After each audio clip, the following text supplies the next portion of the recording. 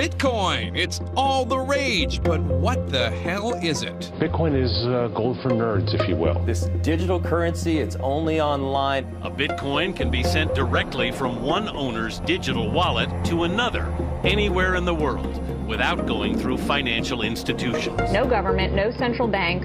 So why would you put trust in something like that? People are tired of the Fed printing, tired of the yen just crashing, tired of European banks coming in and just taking your money. Bitcoin is going bananas. At this moment, do I buy or sell Bitcoin? It's similar to how Henry Ford used the manufacturing line, the assembly line to change manufacturing. That's what Bitcoin is going to be doing to financial services. Could I get a medium coffee? Sure. Thanks. I'm pretty much like everybody else. I mean, I've heard the news stories of Bitcoin, but I really don't know what it is. I've heard it's a digital currency that enables you to pay people directly without the interference of banks or credit cards or even the government. Some people say it's the wave of the future, that one day we'll be able to pay for everything from houses to a cup of coffee. Thank you. But is the world ready to go totally virtual when it comes to payments? I'm going to figure that out and put Bitcoin to the test by seeing if I can live off it.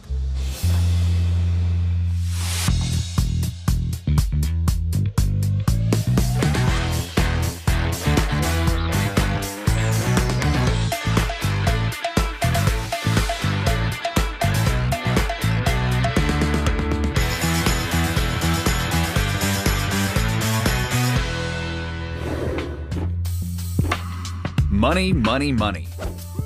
It's something we use every single day. But have you ever stopped to think about how it works, or what gives money value? Cash used to be based on the gold standard, meaning its value was directly tied to the price of gold. But the US effectively moved off of the gold standard after the Great Depression. As a result, they could print up more cash and put it into circulation. But that also put the economy at a greater risk of inflation, debt, and volatile investment bubbles.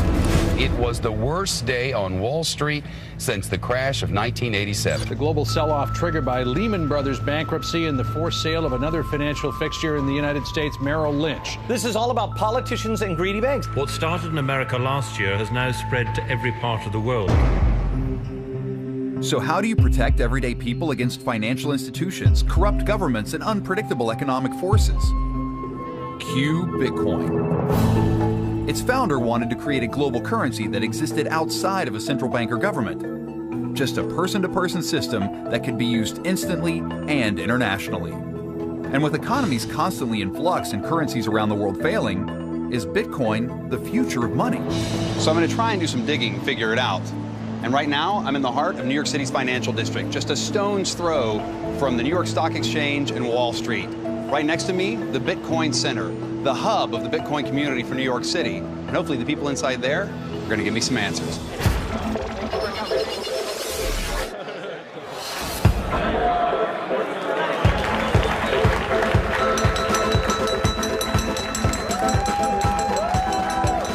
Sellers will sell your Bitcoin at $625. Since Bitcoin is a digital currency, it's usually bought and sold online.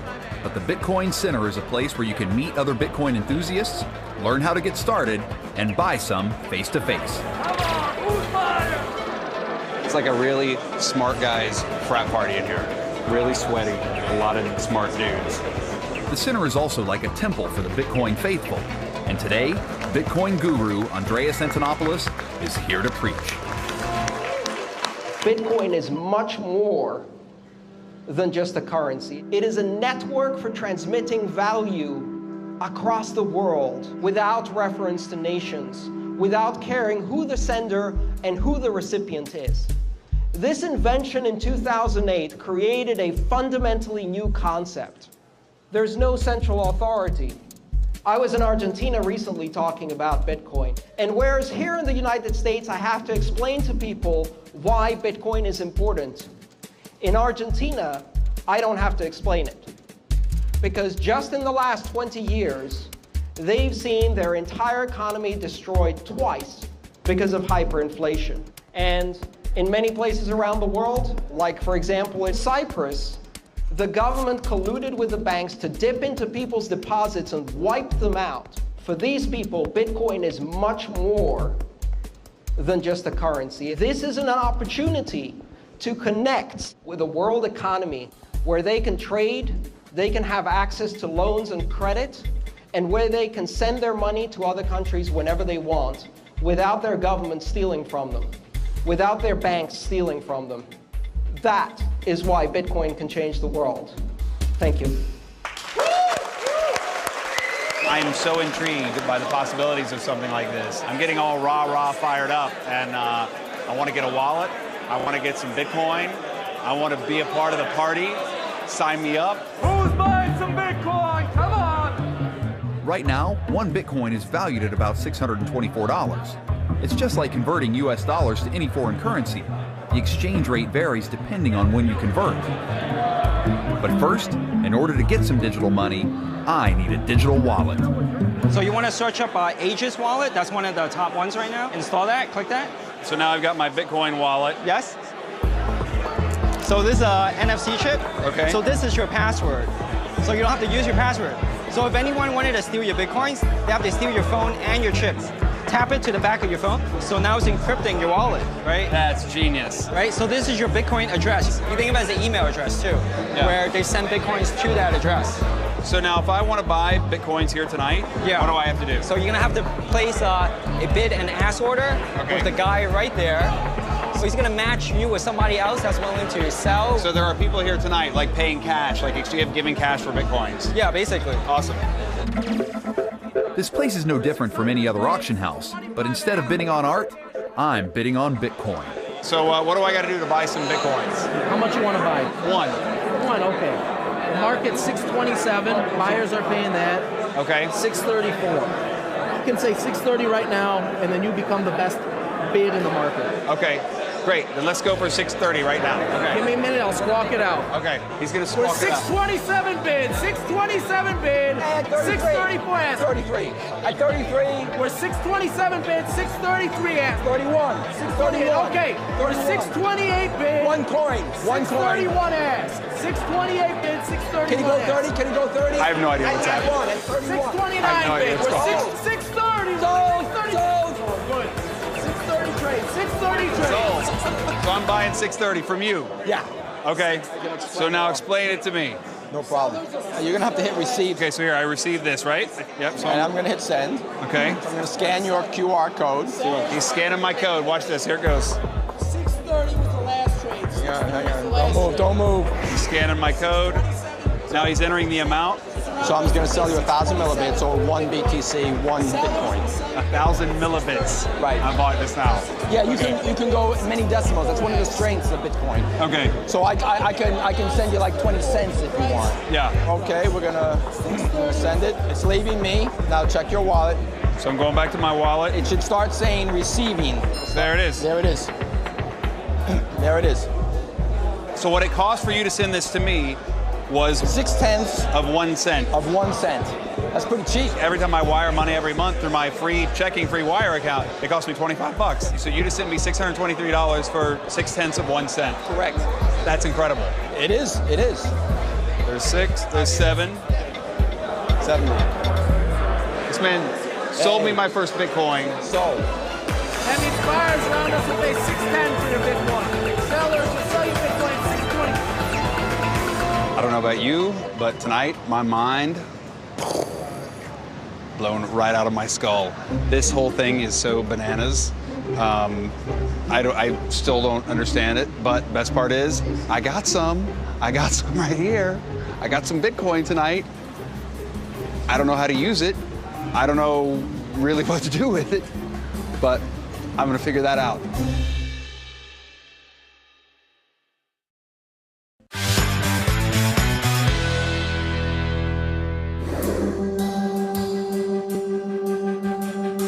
Now that I have my new and completely invisible currency, it's time to see what it can do. So today is day 1 of Mission Bitcoin. I'm going to do my best to live only off my new digital money. But before I do, there are a few things I have to remember. First, Bitcoin is really just like any other currency, the same as dollars, euros, or yen, but it's global. Second, rather than having to go through a credit card or a bank, Bitcoin transactions have no middleman. The result? A cheaper, quicker, and easier way to use money. Third, it's anonymous. Well, sort of. The identity of the user remains unknown except for a string of randomly generated numbers associated with their wallet. So I got my Bitcoin, and the good news is it's actually gone up in value today. You see, Bitcoin, like the stock market, fluctuates based on demand. More people are buying Bitcoin, the value goes up. People start selling it, the value goes down. And today, it's up, so that's a good day. Okay, time to blow some millibits. Hey, how are you? Good, how are you? Good. You guys take Bitcoin? We do. That's fantastic news. I would guess that because you got this. Yes. That's the telltale sign. Exactly. Then I would like to buy a slice of pizza, a margarita, Okay. and a bottle of water. That's going to be $5.27 and 0.0083 bitcoins. 0.0083 bitcoins. Yes. Now, how do I do this? I send, right? Right. Amount to send. So I type it in there, right? Change this to bit because you don't want $0.0083. No, that's not enough money. That's not even a penny. Since a whole Bitcoin is worth about $630 right now, when I convert to a dollar value, this slice of pizza costs just a fraction of 1 Bitcoin. Okay. Here we go. Woo! Look at that. We're living in the future, buying pizza in the millibits. See, I've got to tap my tag that I got the other night. I got to put that there. It's in my wallet. Done. Did it go through? Let's go back. Sweet. Ding! Sold. Thank you very much. Thank you. It was so easy. Look at that. Pow! Pew, pew, pew, pew, pew. Bing, bing, bing, bing. I'm the king of Bitcoin. Slice of pizza, check. Hour 1 of Bitcoin life, and I'm already winning. That was surprisingly easy, but man cannot live on pizza alone, so my next stop is for some groceries. You all set? I'm all set. You got the iPad checkout, you got the MacBook register. We do. You're already a store of the future here.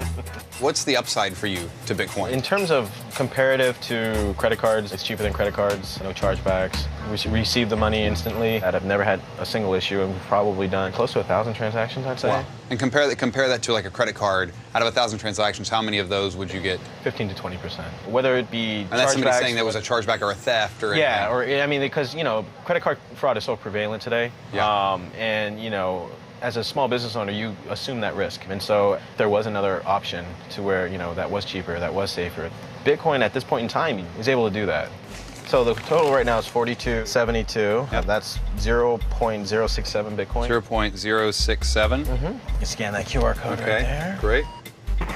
So Dan, thanks for your time, no man. problem. Also, that ding, was that the money coming That in? little ding was letting me know that, hey, you sent a payment. So the rest is history. Awesome. Thanks, man. Have a good day.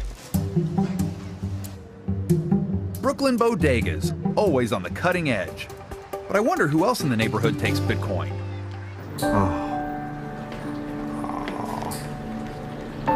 Thank you, Bitcoin, for making this happen. So far, living in the Bitcoin world has been incredibly simple. But I'd be lying if I said it doesn't feel kind of surreal. So, you had a good time? That was good. 20 US dollars. So where does Bitcoin come from? Here we go. Boop. And who created it? Back in 2008, someone named Satoshi Nakamoto released the white paper, a sort of manifesto outlining why Bitcoin was created. It was intended to subvert normal currency and be something that couldn't be manipulated by traditional financial or governmental institutions. The paper also outlined the programming code that would make up the structure of Bitcoin. But to this day, no one really knows who Satoshi really is. In March 2014, Newsweek incorrectly said it was this guy. But if we don't know who made it, how do we know it's safe? And how do we know it's a safe place to put our money? Luckily, I'm meeting Dan Kaminsky, a legendary hacker who, amongst other things, fixed a fatal flaw in the internet. Good to see you. Great to be here. The entire internet. If anyone can shed some light on how safe the Bitcoin code is, it's him. What is the best way to describe what you do? I break things. You break things. Then I get them fixed. Yeah. I'm a hacker, professional hacker, one of what's called the white hats. So there are people out there who break stuff and then unfortunately steal things.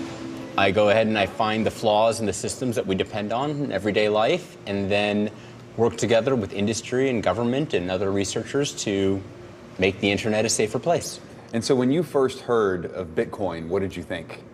I thought, wow, this is going to fall immediately. So I decided I would set out for a couple months to show where Bitcoin's problems were. And what happened? It didn't fall. Not at all. No, it was really weird. Every single time I hit on something that had to be its fatal failing, no, they had found that before. You could sort of see in the code where that had once been an issue, and they had gotten rid of it. It is a beautiful system. Now, don't get me wrong, there have been problems, what we call the metacode, the code around Bitcoin. Yeah. That stuff's been hacked. But the core system, the core magic, the core problem that Bitcoin solved that had never been solved before remains solid. It's safe. And is it getting safer? I think so. Yeah. The technology being built to support Bitcoin, this new generation of metacode, this new hardware, this new software, not just being useful to secure Bitcoin, but being able to secure a lot of the problems we have in computer security today. Are you Satoshi Nakamoto? I am absolutely not, and you're not the first person to ask. How do I know you're telling me the truth? Would this face lie to you? Excuse me, do you take Bitcoin? We don't take it, I'm afraid. You don't? No. You want me to grab this? That would be, I don't have any cash. All right. Sorry, thank you. Okay, so now I owe Dan lunch. Bitcoin fail. Thank you. So if everything is as transparent as Dan says, I should be able to see how Bitcoin works and how it's created. Turns out the heart of Bitcoin is a series of digital mines all around the world. And fortunately, there's one I can check out in upstate New York. And of course, I'm living my whole life with Bitcoin now, so I've got to book my travel with Bitcoin. Thankfully, there are a few travel sites that actually do take the Bitcoin. I found one air travel site that takes it, so now I've got to book my travel from New York to Rochester. I'll put in my dates. Okay. Choose Bitcoin. Type in my code.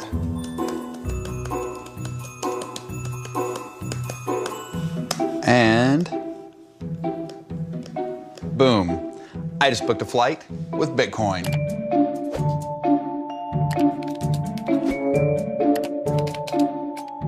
And I booked my hotel. A little Bitcoin magic coming through. I'm ready to head upstate. Just that easy. Thank you, Bitcoin.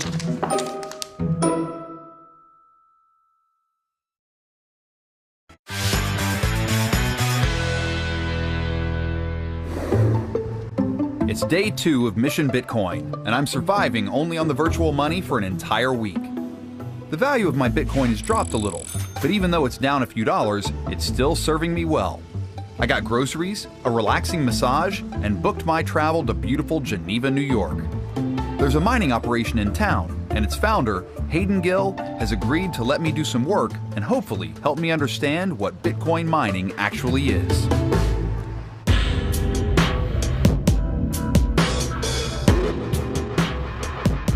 Hey, how are you? Good. I'm Morgan. Morgan, Hayden. All right, nice man. to Nice meet to you. meet you. Yeah, you too. This is so not what I expected. Yeah? Yeah. I worked in a coal mine. Okay. And like you think mining, you think it's somebody's going underground, you got like a pick, you know, you got a shovel, you know, Right. you're in somewhere like ding, ding. Right. This is not what you imagine. No, this is not what you imagine. We got to make you part of the team, though. There you are. Your Look at coin that. miner shirt. You're an official coin miner now. Nice.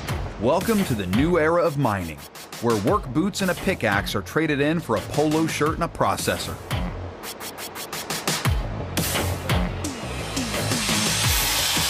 Today I'm building a Bitcoin miner, setting up crazy powerful processors that need to be connected so they can all work together and access the Bitcoin network. But what does that actually mean? If mining for gold is the process of digging into the ground and looking for metal, with digital mining, computers are constantly digging to solve complex math problems. And just like there was a race to see who could mine the gold the quickest, there's a race to see who can solve the math problems first. Once a miner solves the problem, they earn 25 brand new Bitcoin, releasing them into circulation. With paper money, a government decides when to print and release more. But Bitcoin isn't backed by a central government or bank. In fact, from the outset, it was decided that there will be only 21 million Bitcoin released in total, helping to fight inflation. Right now, about 13 million are in circulation. As the popularity of Bitcoin increases, the Bitcoin network automatically changes the difficulty of the math problem miners need to solve. That means it continually takes more power and more energy to release the new Bitcoin, stabilizing the rate that new Bitcoin are released into circulation. So when will all of the Bitcoin finally be mined out? Well, it's not currently projected to happen until 2140. After all your hard work today, we'll give you the honors to fire up this rack, as we like to say. So when I flip that switch, it'll start mining. Right. These things will light up, connect online, and verify their IP, and then go to work. Awesome. All right, here we go. Fans on.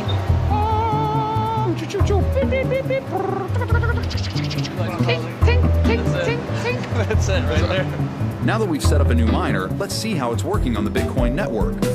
This takes us over to the blockchain. This block contained 519 different transactions. So this blockchain thing Hayden is showing me is actually a key part of what makes Bitcoin so innovative, and it ties into the work miners do. Here's the deal.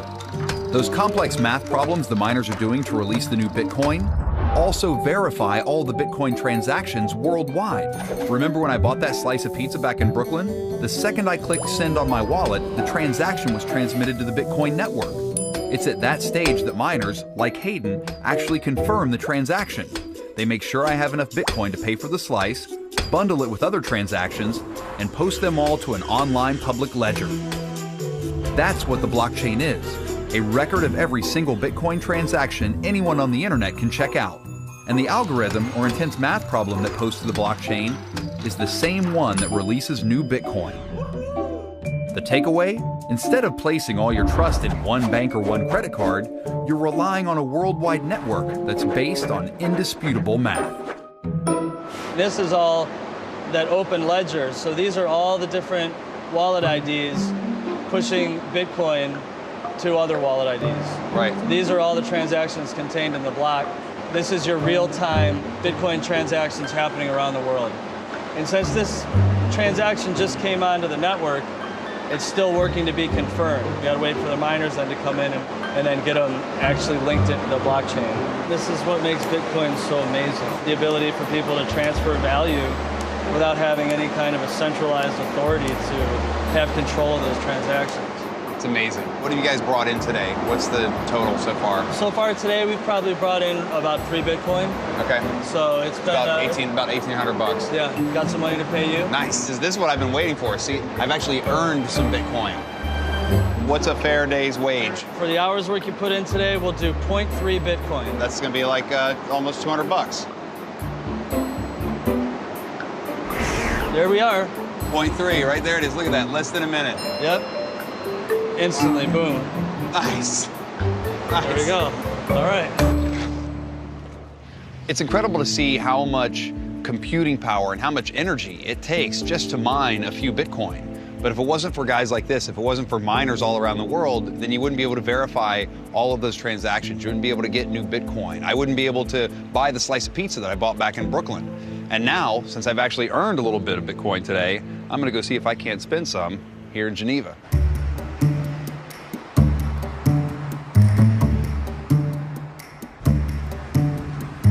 Do you guys take Bitcoin?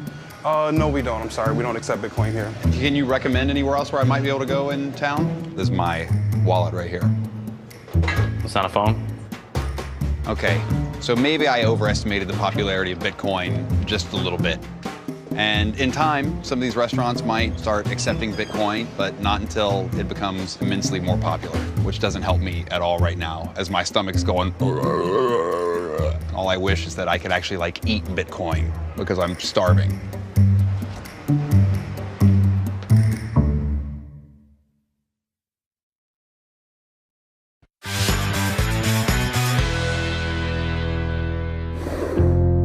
It's only been 3 days living off Bitcoin, but right now, it feels like years.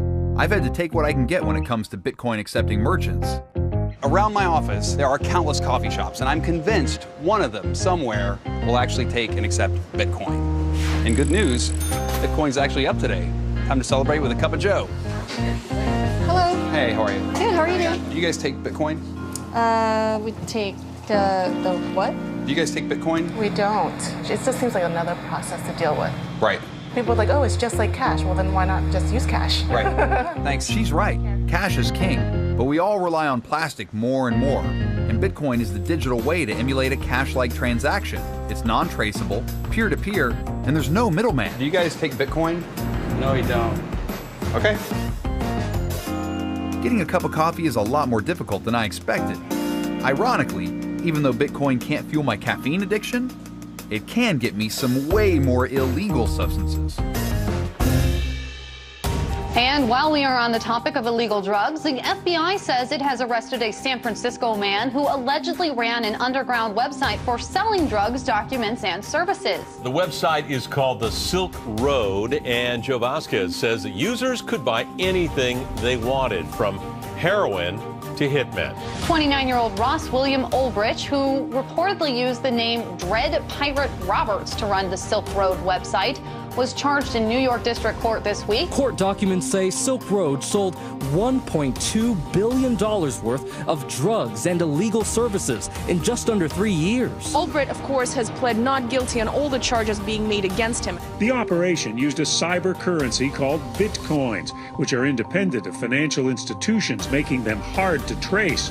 Ulbricht also allegedly designed his site outside the regular internet, instead setting it up on the Tor network, a service that allows users to surf the web anonymously.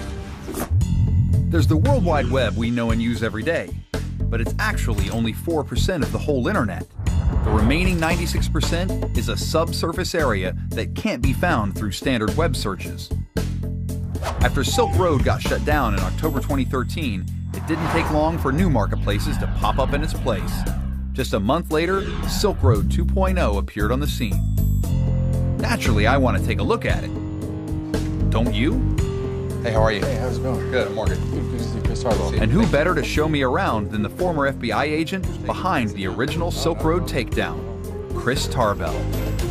So I've got some Bitcoins. Can you show me how I would spend some if I went into the deep web and went on the Silk Road? I can show you how to buy something not illegal if you'd like. Yeah. Sure. Sure. Done. We're going to buy something not illegal. Not illegal. Yes. Yes, that's right. Yes. This is Tor. Once you've downloaded the special Tor software from their website, this is what I'll see. This is what you see. So we're about to go in to Silk Road 2.0. This is the new version of the deep web marketplace where you can buy and sell illegal goods. Just like any other online marketplace, you need to set up a username and password. You're in, that easy. There's the Silk Road Anonymous Market. I can get drugs, alcohol, apparel, art, biotic materials, books, collectibles, computer equipment, custom orders, digital goods, drug paraphernalia, electronics, erotica, forgeries, hardware, herbs and supplements, jewelry, lab supplies, lotteries and games, medical money, packaging, services, writing.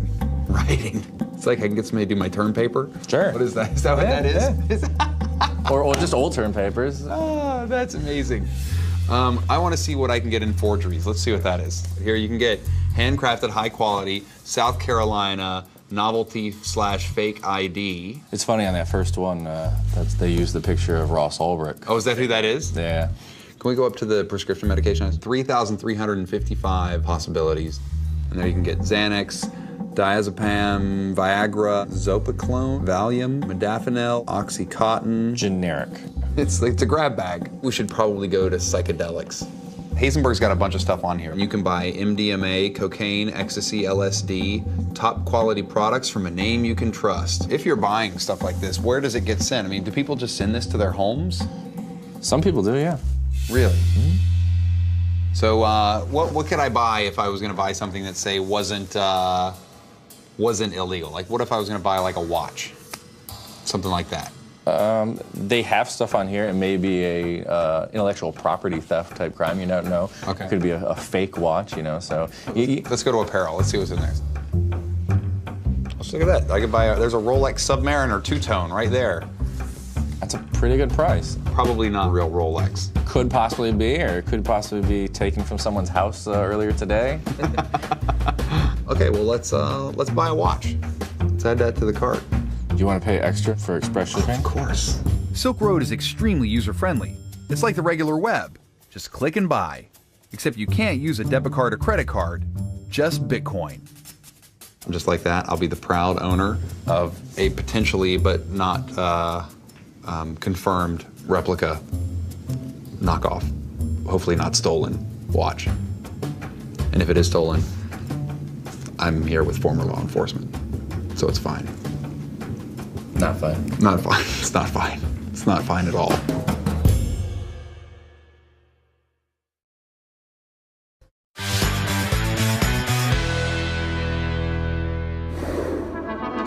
It's day 4 of living completely off Bitcoin, and despite its value being down, I'm happy to report I'm still alive. So far, I've managed to feed myself and get myself out of the city. Not bad, right? But now I've got to do the one thing that everyone hates the most: pay my bills. Hi, good morning. This is Yasmin. How can I help you? Hey, how are you? I wanted to pay my Time Warner cable bill, and I wanted to find out if I could pay that with Bitcoin. Okay, what is Zipcoin? No, Bitcoin, B-I-T, coin. Hey, is this the dues department? It is. I got my bill, and I wanted to find out if I could pay that in Bitcoin. I don't know what that means. Thanks for calling. Easy Pass New York Service Center. Would I be able to make a one-time payment using Bitcoin? Using what? Bitcoin. I never heard of that. We only take like debit cards, credit cards, or checking account. Okay. Well, thank you for your time. So the bill-paying world may not be Bitcoin ready, but there are a whole bunch of amazingly random things you can buy with your Bitcoin. Silk sheets on Overstock, a new profile on OkCupid, a degree at King's College, your own private island, or my personal favorite, a trip into space on Virgin Galactic. And God willing, some caffeine. Do you guys take Bitcoin? Yeah, we do. Oh, awesome. Nice. Found one. I found one right here. I would love to get a cup of coffee, please. So we get like a $25 minimum. Would you like to get lunch or something? $25 minimum? Yeah. Why do you guys have a minimum? It's so volatile, right? That we can end up with, kind of getting hurt in the end. So we kind of like to keep a good sized transaction. Wow. That's a lot of coffee. Okay. Yeah, I think it's about 10 cups. I'll take 10 cups of coffee. 10 cups of coffee? Okay, Yeah. I'll run it up for you. Luckily, I'm not the only caffeine addict. I got a crew full of caffeine addicts. Like, look at that guy. See that guy? Those people, caffeine for everybody. Here you go. All right, so I owe you $24.50. $24.50, correct. This amount to send, $24.50. All right, great. Thank you. Thanks a lot. Enjoy your coffee. Finally, a little caffeine. Or should I say a lot? Bitcoin might boast small transaction fees, but let's face it, that perk doesn't hold water when I have to spend $25 to get a cup of coffee. But I can't blame the guy for protecting himself against volatility. So why is Bitcoin so volatile? Think about most currencies like a big ship. They've got millions of people using them, so they're much more stable and are able to sail through the rough seas of unpredictable times. Bitcoin is more like a small inflatable raft. Because it's such a new currency, its user base is much smaller, and the Bitcoin raft gets tossed and turned by unpredictable activity. That means the price will swing and shift pretty dramatically. But over time, as more people use it, the little inflatable raft will grow into a big ship and will gradually become more stable. Some of these fluctuations are mild, but in February 2014, Bitcoin suffered a massive crash. One of the biggest Bitcoin exchanges, called Mt. Gox, based in Tokyo, went bust after it was revealed that hundreds of millions of dollars worth of Bitcoins were missing. In February 2014, the world's largest Bitcoin exchange collapsed, and overnight, 850,000 Bitcoin vanished into thin air. The total loss was worth more than $450 million. But unlike a good old-fashioned bank heist, there were no fingerprints or any physical trail left behind.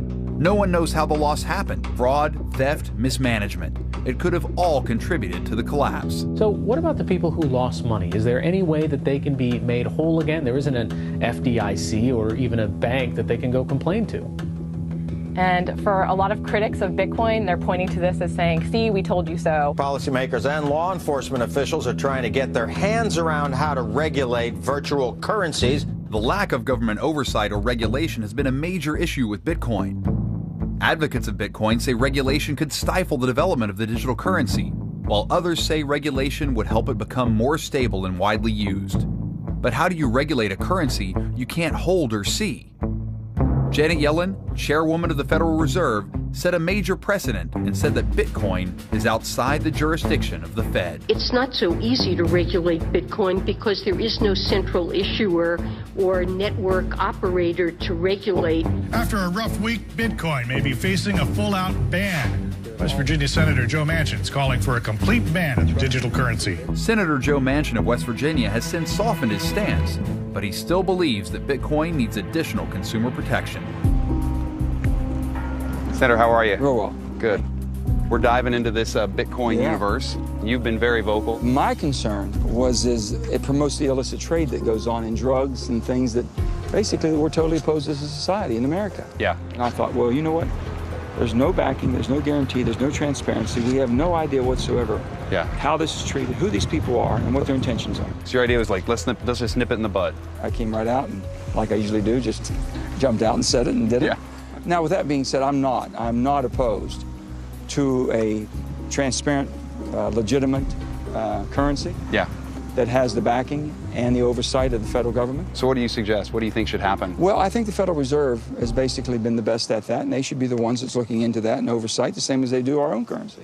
And our own currency isn't so good these days. But at least we know it. Yeah, at least we know how bad it is. Yeah. Part of what I think was one of the motivating factors behind Bitcoin was the whole idea of, people wanting to kind of, stick it to the man. People are, it's like the man's always trying to put me down. I want to be able to function outside of the man and outside of the government and be able to have currency where I don't have to rely on that type of oversight. Or talk to the people that got taken down by the Bitcoin, not by the man. And a lot of times people are attracted into this. They can't afford to take that risk. Right. So they get wiped out, or they fall on hard times because it can vanish tomorrow. That's right. Tonight it can be wiped out and you can't find it. Yeah. It's so hard for those of us who aren't in this sci-fi world or in the high-tech world, if you will, to really get your hands around this and where it's going to go. Yeah. But it seems like it's not going away. That's what we do know for sure. And if it's not going away, the federal government needs to find a way. They can give me some assurance and security. I can tell you when something happens in the catastrophic or somebody to a larger event, who's going to be held accountable for that? Yeah. You follow me? Who's going to want restitution on that? You want accountability. Some. There has to be some. Yeah. The regulation issue is a tricky one when it comes to Bitcoin. It would become a much more stable currency if it was backed the same way as banks are with the FDIC. But on the other hand, that's the whole reason it was created. It was supposed to live autonomously outside of the influence of banks and government. We'll just have to wait and see if lawmakers and Bitcoiners can both be appeased. But moving forward, what does the broader future of Bitcoin look like?